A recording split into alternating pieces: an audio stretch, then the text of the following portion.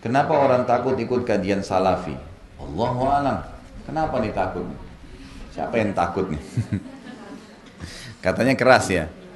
Biasanya orang kalau bilang keras itu karena ada alasan banyak penyebabnya. Yang pertama itu karena mereka belum pernah ikut sebelumnya.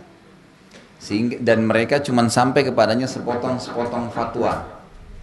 Misal dia belum pernah pakai jilbab. Begitu disampaikan, nggak boleh loh ada ustadz ini. Terkenal ustadz dengan julukan salafi misalnya. Dan saya sudah bilang tidak ada kelompok salafi ya. Saya sudah bilang berapa kali.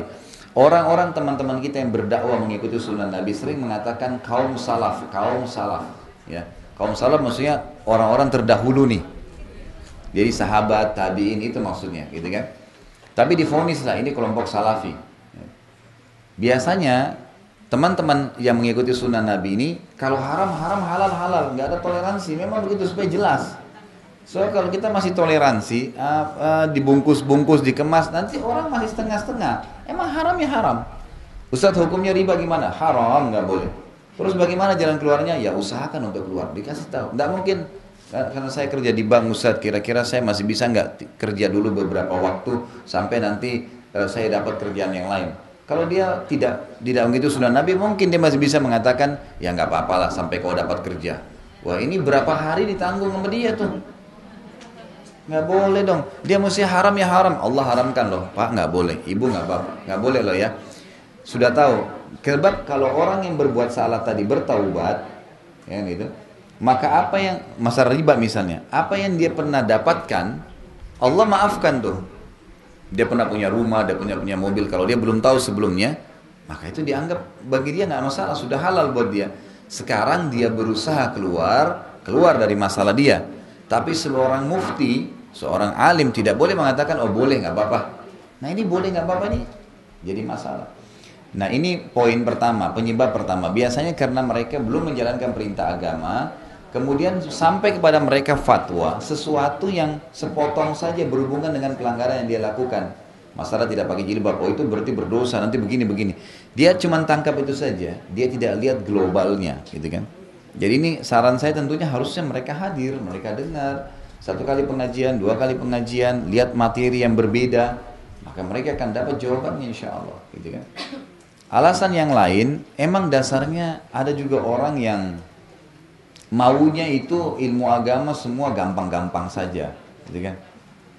Nah ini yang berbahaya nih. Jadi dia suka kalau datang pengajian itu ustadznya ceramah 15 menit ceramah, sisanya dongeng, tawa-ketawa gitu kan. Ya ini ustaznya lucu nih, hadir. Biar 2 jam tapi 1,5 jam lucu-lucuan, setengah jamnya yang ceramah gitu. Nah ini wajar mereka nggak mau hadir pengajian yang benar gitu, karena ini ilmu gitu kan. Ilmu wahyu yang disampaikan, jadi 1 jam 2 jam ceramah itu memang ilmu semua gitu kan. Dia pulang membawa ilmu wahyu itu. Nah beda sekali perubahannya ya. Orang yang hadir di pengajian yang memang disampaikan ilmu yang benar, itu beda perubahannya, drastis tuh terjadi. Pasti, oh iya ya ini nggak boleh ya, oh ini boleh ya, jelas bagi dia. Ini seperti hitam dan putih nih.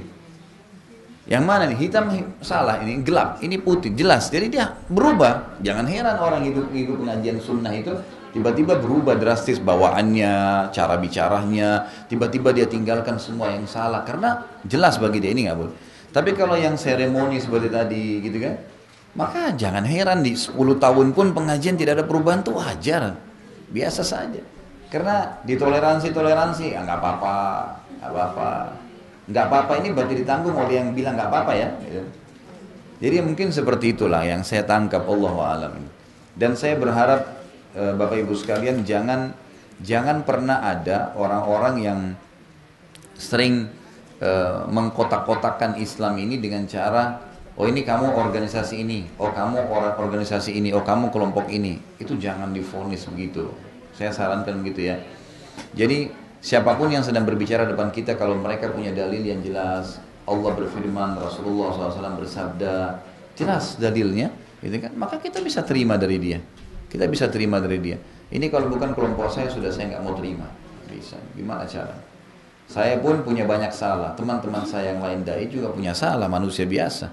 Dan kami pasti kalau beriman kepada Allah bisa menerima masukan. Saya terbuka sekali, saya sampai sampaikan di YouTube kalau saya pernah menyebutkan sesuatu yang salah, tolong disampaikan.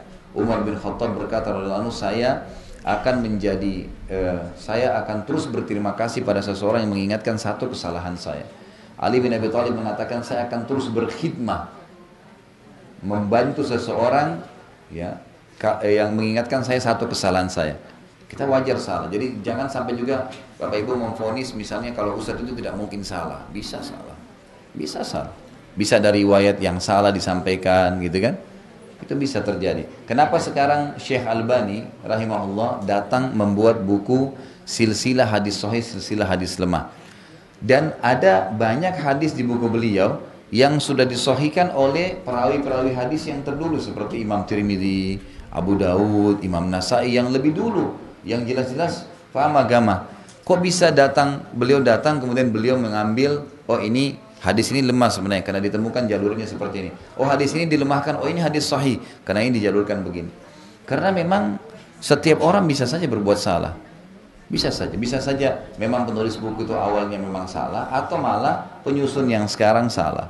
Allah memberikan kita akal fikiran untuk bisa menerima dalil-dalil yang ada. Ya.